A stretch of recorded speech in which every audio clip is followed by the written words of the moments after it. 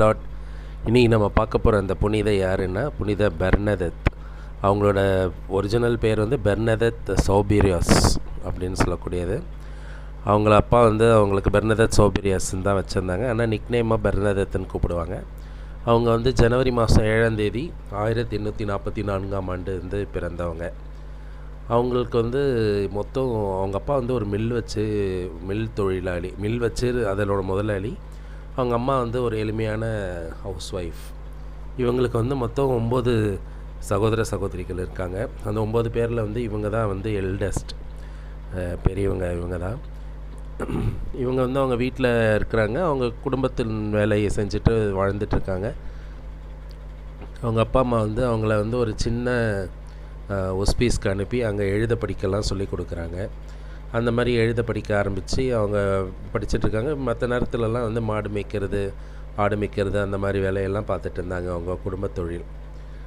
அந்த மாதிரி பண்ணிகிட்டு இருக்கும் போது அவங்களுக்கு வந்து ஒரு நாள் வந்து ஒரு மலையடி வாரத்தில் போய் மசபியல்ன்ற குகை பக்கத்தில் போய் அவங்க அந்த ஆடு மேய்ச்சிட்ருக்குறாங்க.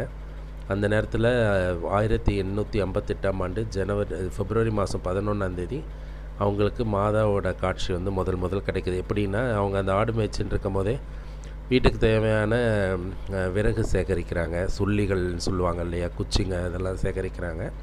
அந்த மாதிரி சேகரிக்கும் போது இவங்க சிஸ்டர் ஒருத்தவங்களும் ப்ளஸ் ஒரு ஃப்ரெண்டோடு சேர்ந்து அந்த குகை பக்கத்தில் தேரும் போது இவங்களுக்கு மட்டும் ஒரு வெளிச்சம், ஒரு லைட், ஒரு மின்னல் அந்த மாதிரி வந்து அவங்களுக்கு அதில் மாதா தெரிகிறாங்க. மற்ற 2 பேருக்கும் வந்து தெரியல.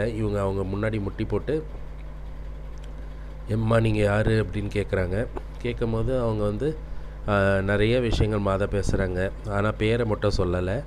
அவங்க வந்து உலக சமாதானம், பாவிகள் மனம் திரும்புறதுக்காக நீங்கள் ஜெபிக்கணும், தினமும் ஜபமாலை சொல்லணும், ஜபமாலை சொல்கிறதோட இம்பார்ட்டன்ஸ் என்ன, நீ நிற்கிற இடம் ரொம்ப புனிதமான இடம், அதனால் உன் ஷூவை கழட்டு அப்படின்றாங்க.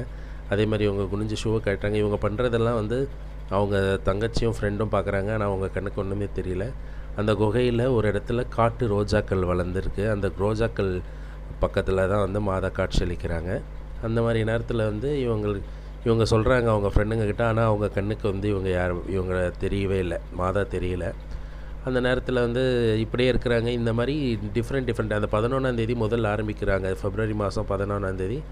அதுக்கப்புறம் மொத்தம் 18 தடவை வந்து மாதா வந்து விஷன் கொடுக்குறாங்க. அந்த மாதிரி எவ்வளோ நாளைக்கு கொடுக்குறாங்கன்னா, ஜூலை 16ஆம் தேதி வரைக்கும் வந்து கொடுக்குறாங்க. இதில் 16ஆவது டைம் வந்து அவங்க விஷன் கொடுக்கும்போது தான், அம்மா நீங்கள் யார், உங்கள் பேர் என்ன அப்படின்னு சொல்லி கேட்கும்போது அவங்க சொல்கிறாங்க, நாமே அமலோற்பவம் அப்படின்னு சொல்கிறாங்க. கிட்டத்தட்ட வந்து நிறைய தடவை அவங்க கேட்டுகிட்டே இருக்காங்க, உங்கள் பேர் என்ன, உங்கள் பேர் என்னன்னு. ஆனால் வந்து மாதா கடைசியாக தான் சொல்கிறாங்க. கடைசியாக மாதா வந்து ஜபம் செய்கிறத பற்றியும் தவம் செய்கிறத பற்றியும் அவங்களுக்கு நிறைய படிப்பினைகள்லாம் சொல்கிறாங்க. சொல்லி முடிச்சுட்டு இதை போய் அவங்க பங்கு தந்திக்கிட்ட சொல்கிறாங்க. அங்கே போய் அந்த இடத்துல அவங்க மாதா காட்சியளித்த இடத்துல ஒரு ஊற்று வந்து உருவாக்குறாங்க மாதா. அந்த ஊற்றுலேருந்து தண்ணி வருது. அந்த ஊற்று தண்ணீரை வந்து குடிக்கிறவங்க, அதில் வந்து அதை பருகிறவங்களுக்கு வந்து நோய்கள் குணமாகும்னு சொல்கிறாங்க. இது எல்லாமே அவங்க ஃப்ரெண்ட்ஸ் எல்லாம் பார்க்குறாங்க. பட் ஆனால் மாதாவை மட்டும் அவங்க கண்ணுக்கு தெரியல. ஸோ பங்கு தந்தைக்கு போய் சொல்கிறாங்க. பங்கு தந்தைக்கிட்ட போய் சொன்னதும் அதை வந்து அவர் நம்பலை. அவங்க பேரண்ட்ஸ்கிட்டையும் சொல்கிறாங்க. அவங்களும் வந்து நம்பலை. அவங்கள அந்த குகை பக்கத்தில் போக விடாமல் தடுக்கிறாங்க.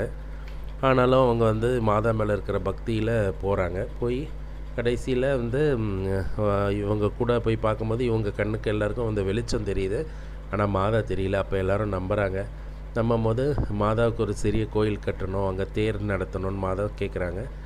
அதே மாதிரி வந்து செய்கிறதுக்கு வந்து முயற்சி பண்ணுறாங்க. இந்த நேரத்தில் இவங்க வளர்ந்துகிட்டே இருக்கும் போது இவங்க வந்து சிஸ்டர் ஆகணும்னு ஆசைப்படுறாங்க.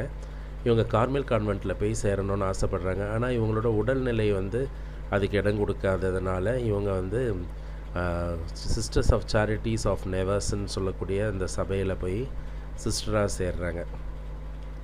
சிஸ்டராக சேர்ந்து அங்கே வந்து அவங்களுக்கு சக்ரிஸ்டியன் அந்த மாதிரி சில பணிகள் வந்து அவங்களுக்கு கொடுக்கப்படுது. அந்த வேலையை அவங்க செஞ்சிட்டே இருக்கிறாங்க. செஞ்சிட்டு இருக்கும்போது அவங்களுக்கு ரொம்ப உடல்நிலை பாதிக்கப்படுது. அவங்களுக்கு வந்து சின்ன வயசுலேருந்தே அந்த ஆஸ்துமா ப்ராப்ளம் இருக்குது. அந்த மாதிரி இருக்கிறதுனால அவங்க ரொம்ப உடல்நிலை பாதிக்கப்பட்டு அவங்களோட 35ஆவது வயசில் 16ஆம் தேதி ஏப்ரல் மாதம் 1879ஆம் ஆண்டு ஒரு ஈஸ்டர் வெட்னஸ்டேயில் வந்து அவங்க இறக்குறாங்க. அவங்க இறக்கும் போதும் அவங்க ஜெபமாலை சொல்லிக்கிட்டே இறக்குறாங்க. மாதா வந்து நிறைய தடவை வந்து மனம் திரும்புறதை பற்றி அவங்களுக்கு சொல்லியிருக்காங்க. பெனன்ஸ்ன்னு சொல்லக்கூடிய மன்னிப்பு கேட்குறது, மன்னிக்கிறது, அதை பற்றிலாம் வந்து நிறையா வந்து மாதா வந்து அவங்ககிட்ட எடுத்துரைச்சிருக்காங்க. நிறைய பேர்கிட்ட சொல்லவும் சொல்லியிருக்காங்க. இவங்களோட உடம்பு வந்து 33 வருஷங்களுக்கு அப்புறம் வந்து தோண்டி எடுத்து பார்க்குறாங்க. எடுத்து பார்க்கும்போது அந்த உடம்பு வந்து அழியாமல் இருக்குது. அழியாமல் இருக்கிறதுனால அவங்க உடம்பை வந்து பாதுகாக்கப்பட்டு இப்போது ஃப்ரான்ஸ் நாட்டில் வச்சுருக்காங்க.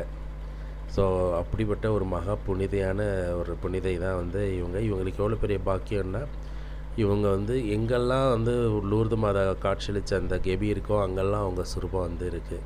இவங்க தான் வந்து அந்த மிகவும் இரக்கமுள்ள தாயை ஜெபத்தை வந்து இயற்றியவங்க. மிகவும் இரக்கமுள்ள தாயை ஜெபம் வந்து பெர்னதத்தோட ஜெபந்தான். ஸோ அதனால் வந்து அப்பேற்பட்ட மகிமையான ஒரு புனிதை இவங்க மூலமாக நம்ம அன்னையை நெருங்க முடியும். இவங்களோட அழியாத உடம்பு வந்து காட்சிக்கு வைக்கப்பட்டுள்ளது. ஸோ அந்த அந்த அந்த அளவுக்கு மகா புனிதை 35 வயசில் இறந்த ஒரு புனிதை.